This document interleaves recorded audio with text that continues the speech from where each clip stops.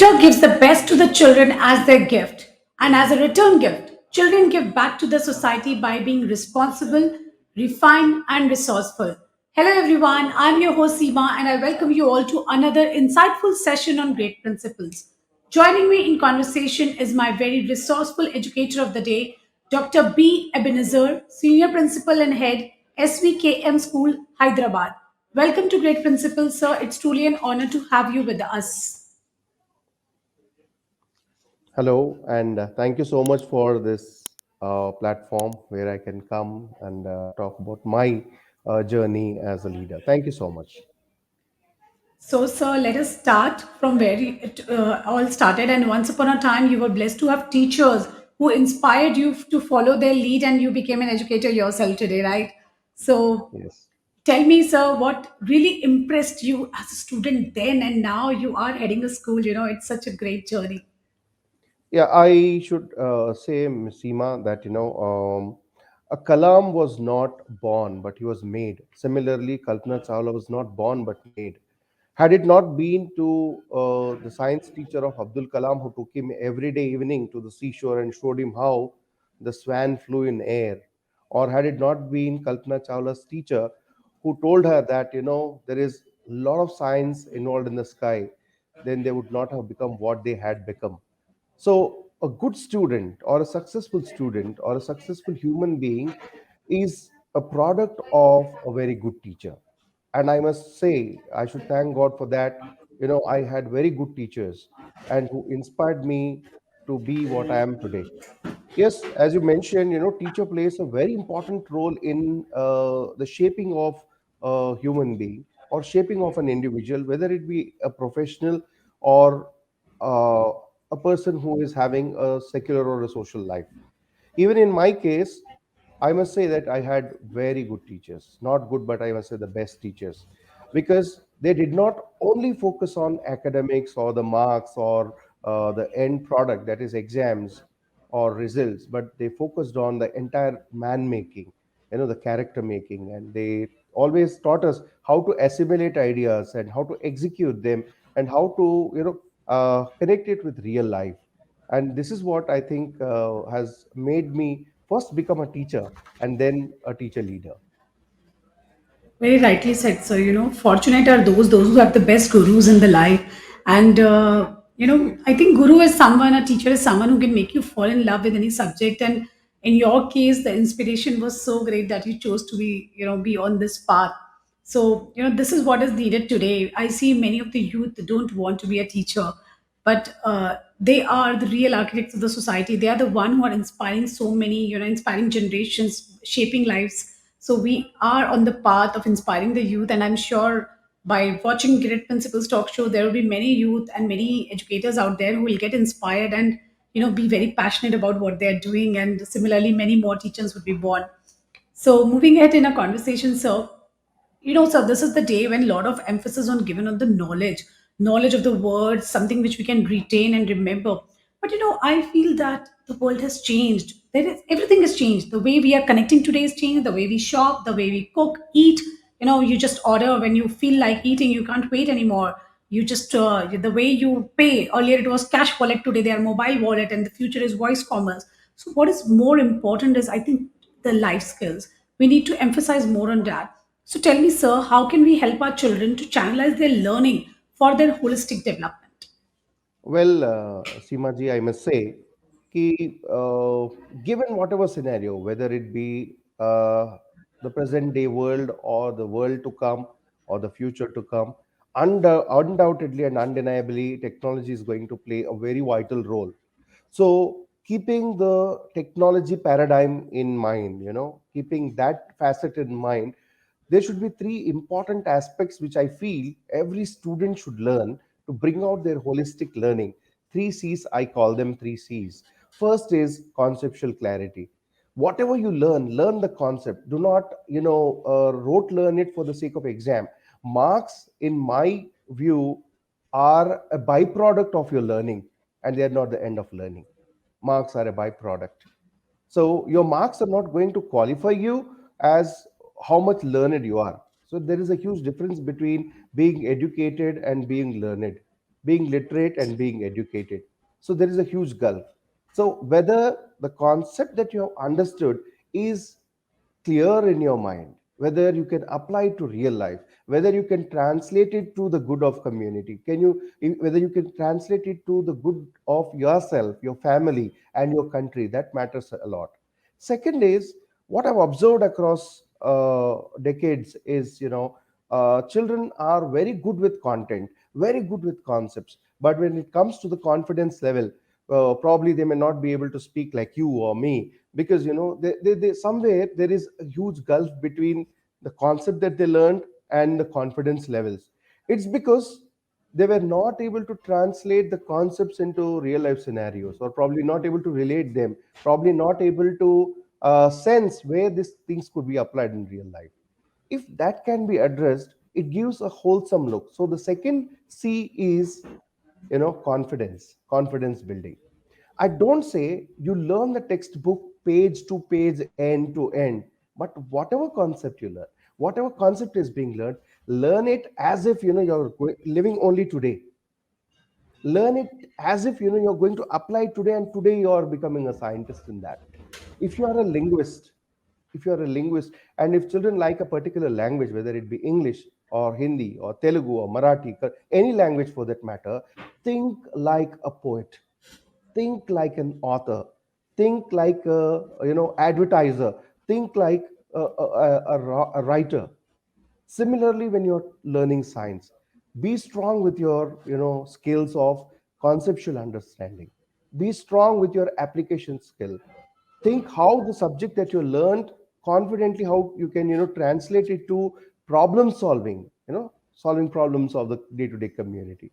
Third aspect is communication. The third C is communication. I may be learned, I might have read about 100 books, but if I'm not able to communicate, if I read 100 books on how to swim, until unless I step into the water, until unless I try to wade the water with my hands and feet, until unless I move my arms and legs, I cannot. Similarly, I may have tons of knowledge, but if I do not have even an ounce of wisdom, how to apply it, how to communicate it, then my entire education is futile. So I strongly feel these three C's should be laid emphasis on. That is conceptual clarity, confidence building, and communicating. Certainly, sir. There is no doubt about it that these three C's are very, very essential, sir.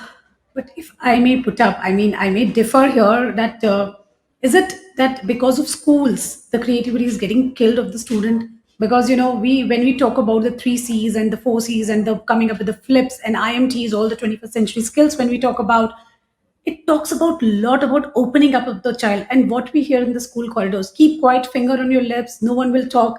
I mean, how is a child going to learn to collaborate, to communicate, when he has been trained in the manner that don't talk, don't ask questions? So we need to somewhere restructure our classrooms for these C's to fit in. I mean, many schools have already taken the step. They welcome the noisy classrooms, children sitting in clusters and sitting in different groups rather than in rows and columns. So, I mean, what is your opinion about it? I would really like to know your point of view. Certainly, Seemaji, there is an immediate need for the mindset of a teacher to change. Gone are the days when you said rows and columns method of making the children sit and making them just learn and say, just put finger on your lips. And if the teacher doesn't understand a concept, shut up, this is out of portion, this is not Yeah. relevant. The moment you say that, you're killing the inquest of the child. The inquest of the child is killed, the child will go nowhere. He'll think that, okay, it's like saddling a horse, just keeping a saddle to the horse and say, just think only in terms of chapter 1 to chapter 15 only, don't think beyond the box. Had it No, if this goes that way, then we will only produce workmen in the country, not intellectuals. If we only confine children to the textbook, we will only produce on paper intellects. They're called on paper intellects. You ask Yeah. them today. I see when I visit some schools, when I go on a teacher training, or when I go to a student enrichment program. When I ask them what is the formula of a plus b whole square, before I could complete the question, they would say a square plus 2ab plus b square. But when I ask them how, they say, sir, it's an identity. But they would never say then, a plus b whole square can also be written as a plus b into a plus b. So until unless you ask the child, a plus b whole square is a square plus 2b plus b square. But have you ever thought why? So in this particular context, I would say that the five wives and one husband formula has to be used. Five wives is five W's. That is what, Yeah. when, where, who, why, and H, that is how. Prompt the children to ask questions like this. Counter check whether they have got it right. Also, try to evaluate and assess whether they have got this concept right. Are they missing any question? In my purview, I feel that teaching is a very simple task. Understanding what children know and making them understand what they do not know, that is called teaching. If a teacher is able to unravel this mystery, I think classrooms become fun and frolic places of learning. We should never deny a child the right to learn, the joy of learning, I must say. This is what I feel, Absolutely. personally feel. Absolutely, sir. And I'm really looking forward for this change. And many schools have already taken the steps because you rightly said, if we continue to what we were doing when we were kids, the row and column method, the way we were taught, if we continue to do this, we'll be producing, the workforce who are just designed to follow the scripts. And now is a generation which is supposed to find their own story. How are they going to do that? The world has shifted from industrial economy to information economy, so we need to shift in our classroom also, in our school level also. And you have very beautifully said, teach the child which they don't know. So just analyze what is that they don't know. I really love this part of yours which you said, because this is what teaching is all about, right? Guide the child where he's lost, where he cannot find the answer. So wonderfully answered, sir. And moving ahead in our conversation, so we to be excellent at something and recognized and applauded, it is such a great feeling, but nothing comes easy. We all need to really work very, very hard for any kind of recognition that we earn. So tell me something, sir. How does an award, a recognition, impact an educator's life and career? It does encourage, madam. It really does encourage. Like, a pat on the back is a very strong motivator. So, on the path of a professional's journey, especially a teacher's journey, a small gesture, say pat on the back and said, "Well done. The way you taught the lesson today, the way you inspired the kids today is really awesome." See, I don't mean to say you have to every time give them a reward or give them a medal or a trophy or, do anything. Simply appreciate their effort, recognize their effort, and value their presence and their idea. It will really do that, and it has happened in my life as well. Awards and recognitions come as as a bounty or a bonus in the journey of a professional career's life. I just want to quote a small example. What I follow is, like, if I want to appreciate a teacher in my school, I would appreciate them in public. I appreciate them in public. And I strongly believe in doing so, we give them something called as situational leadership. If there is a sports fest, I would not be the head of the sports fest committee. So the physical director would be the head, or he is the chairman of the sports committee. I will listen to him. I'll give in my ideas, but he will be steering the entire thing. And said, "Sir, you are the boss. I will listen to what you say. I appreciate your ideas." So when you give that role or a mantle of leadership, situational leadership, yes, everybody has that potency. Everybody has that innate talent to prove themselves. They would really do. Similarly, appreciate them in public. And if something is gone wrong, in person, in person, call them, tell them situation, and say, like, here is where you have done wrong, here is where you could correct, here is where you could do much better. That will really help. It has helped me personally in my life, and it also helped me as a leader in wherever places I worked. Like, it has really helped me, have a very strong team. Today I can say, like, I can leave the entire responsibility of the school on my team, and I can happily relax. Right now we have a lot of admission interviews going on, but my team is taking care of it while I'm speaking to you on the interview. Wow. So this is the example of true leadership. A leader's role is to create leaders in turn. And when we don't delegate the responsibilities, we cannot be successful, be it be any kind of organization.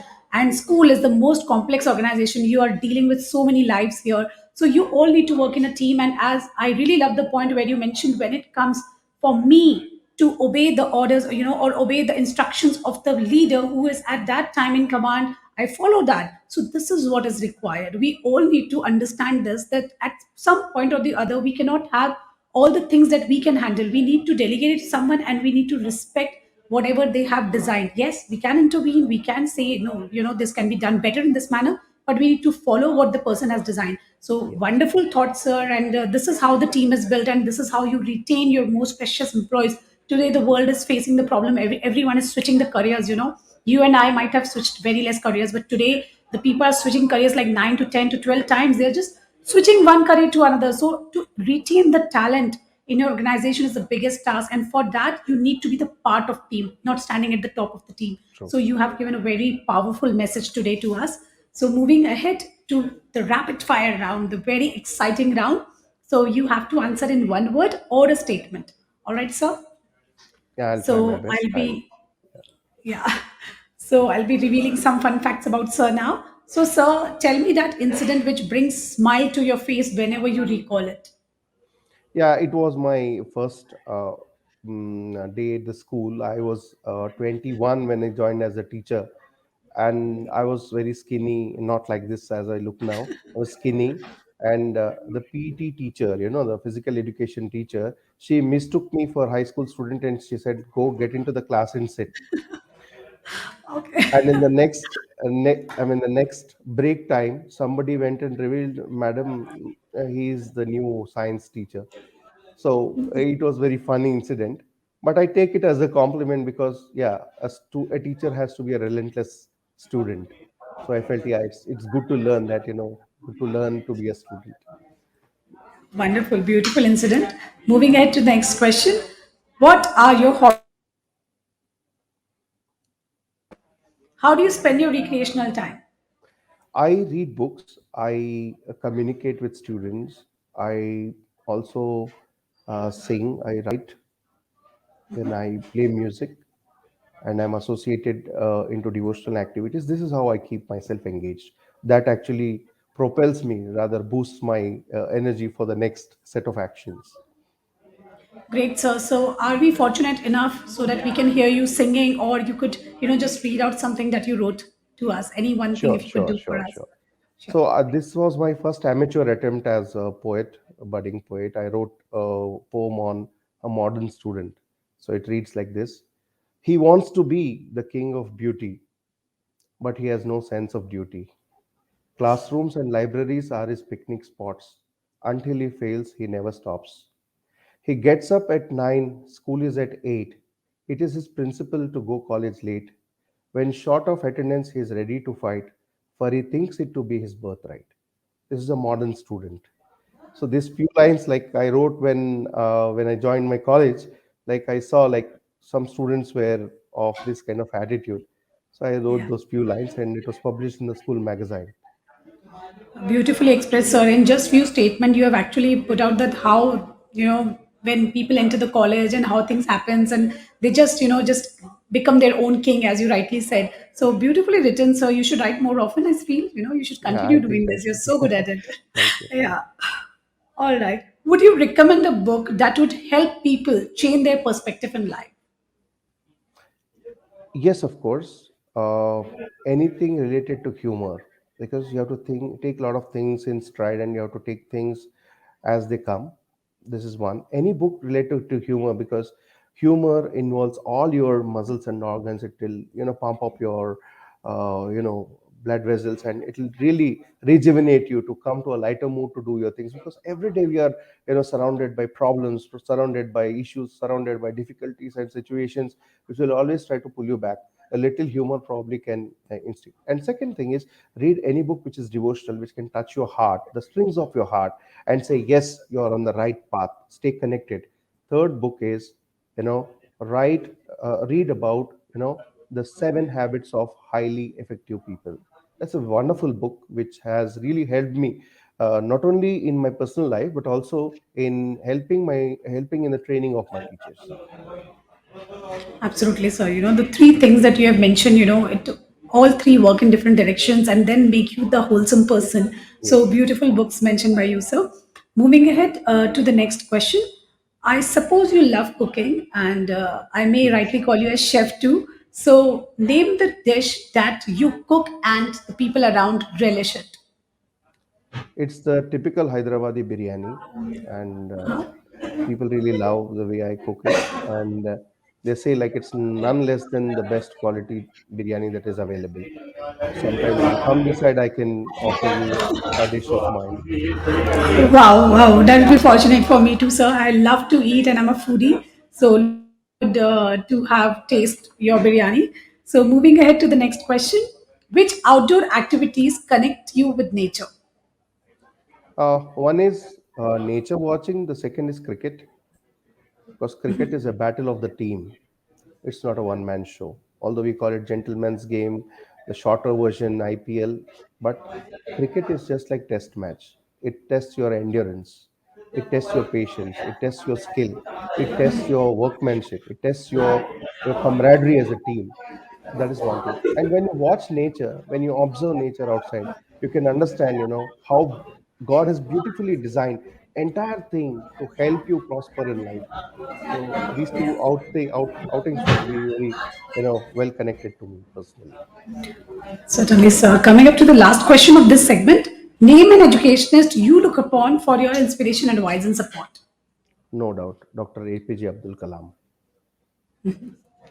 and of course Sarvepalli Radhakrishnan, but primarily APJ Abdul Kalam, a man who died speaking to his students. Such an inspiration, right? Even till the last breath, he was doing something for the sake of students. So that is what really, pumps me up to be, uh, come at least try to, follow what he has done. Yeah. When you ponder a little about the educationists from our past glory, from the history of India, you find that their ideologies stand true even in today's time, and we are trying to get all those things back. We are talking about all the skills that they have already taught. So, many a times I feel, why do people blame Indian education system? Indian education need improvement. It's not good.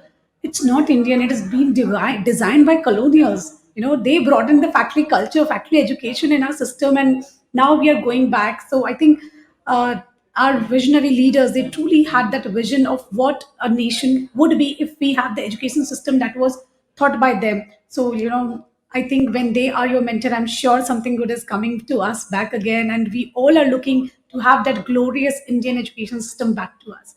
So, on this wonderful note, we have reached the last question of the show. This is called Viewers' Choice Question.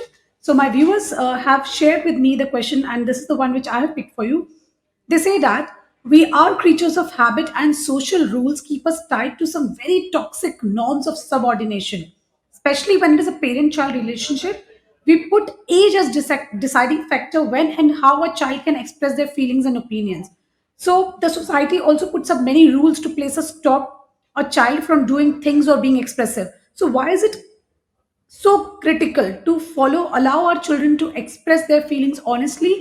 And what would be your advice to our parents to let the child, be themselves and be the person with whom they can share their feelings? The more you make a child, submissive, the more you make a child, completely pertinent to themselves and do not ask questions, do not ask why, do not express their feelings, you are intoxicating their life. Honestly, you're intoxicating their life. What if I, at the face of you, say, hey, you're really great, madam, in the hearts of heart, I start cursing you instead of being opinionated? If I say, ma'am, I did not like this. In our education system, especially in India, we feel that if a student questions us, it is a mark of disrespect. It is a mark of belittling a teacher. When a student tries to express themselves, we say, you don't dare speak to me like that. But if a child is not allowed to express to the teacher, he'll express it to 10 people. And indirectly, the child is toxicating the remaining 10 people around them. Now, what is wrong? What is wrong? So I read somewhere like it says, uh, a child is asking the mother, why should we wish Why should we wish our visitors who come to us, why should we wish them even if though they don't wish us? Because they are elders. The mother says, because they are elders. They are elders. Sometimes we may miss, wishing them. Even they could do that to us. Then the mother said, don't you dare speak to me like that. Then the child asked, why? Why shouldn't I speak like this? Why shouldn't I ask you? The mother had no answer. She said, I am elder to you. That's why. There is no logic in it. But at that point in time, if the mother says, Beta, this is our Indian tradition, somebody elder to us, we need to wish them. Even if they don't wish, it is our respect, it's our culture, it is our tradition to wish them. Had the parent explained that, probably the child would have, changed the perspective about respecting elders. Instead, if you say, मैं बड़ा हूँ तुम छोटे हो मैं बड़ी हूँ तुम छोटे हो जैसे मैं बोलता हूँ मैं बोलती हूँ तुम सुनो, rather you are completely derailing their perspective or view of respecting elder. Similarly, if you allow children, critically allow children to express their thoughts and feelings, they don't become toxic to themselves. When children try to express a feeling and the teacher doesn't respond, they try to retaliate. I have observed some children in the age group of 5 and 11. If the teacher doesn't respond immediately, if the teacher doesn't ask the child to express, I have seen children take a pencil and scratch on their book in anger.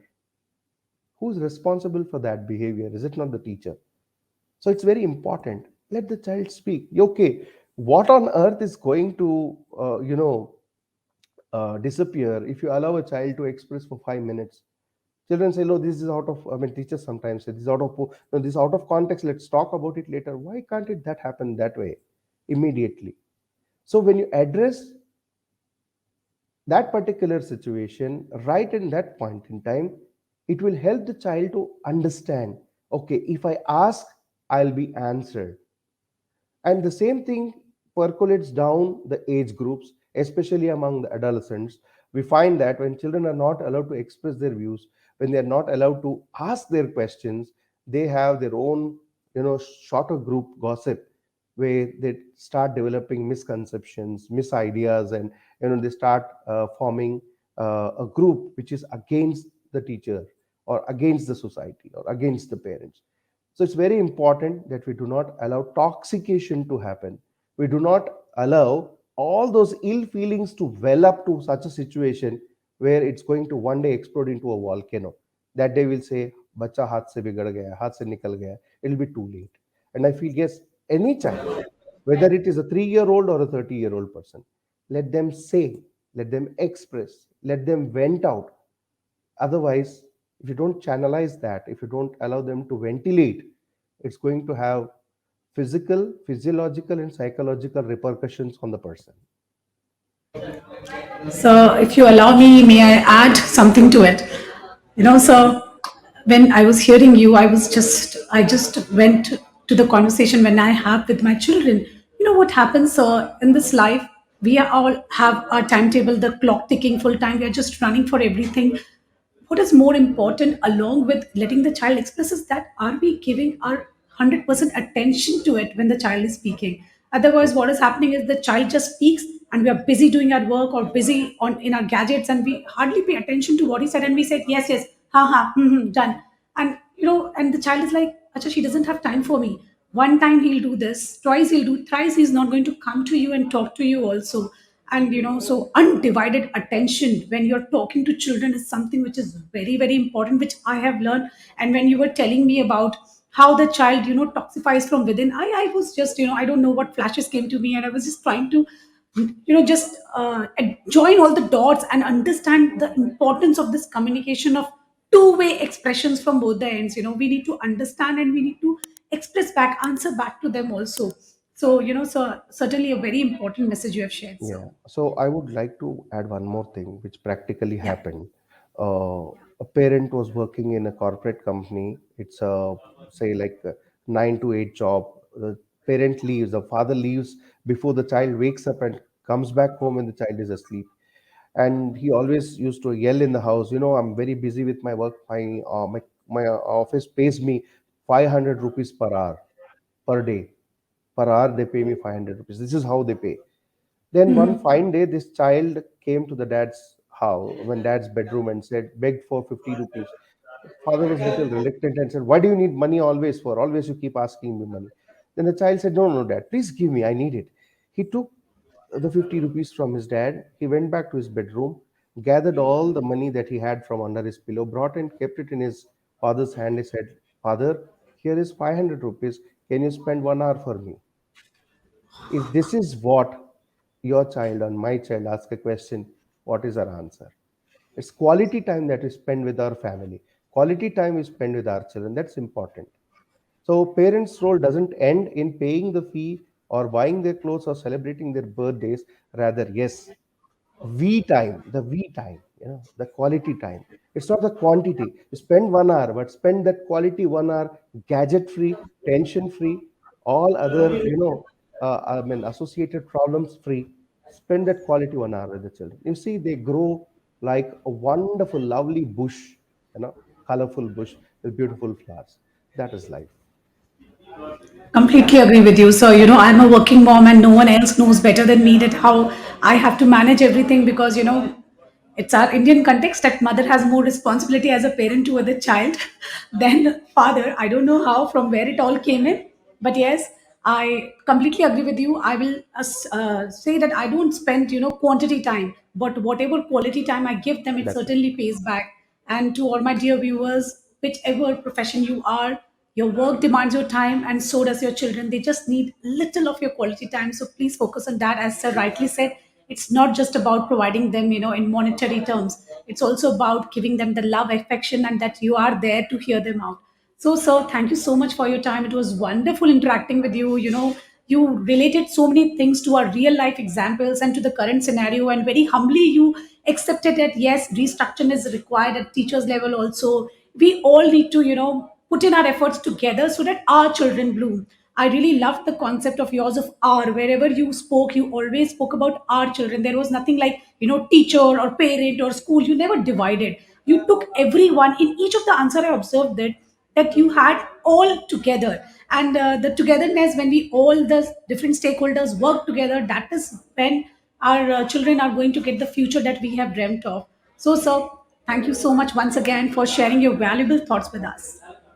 Thank you, ma'am. It was pleasure speaking to you. And in fact, whatever I could gather from our conversation, I'm going to take that as a key takeaway from for my sake. And whatever little points I could get from you, probably I'll try to implement in my daily stride. Thank you so much. It was pleasure speaking with you.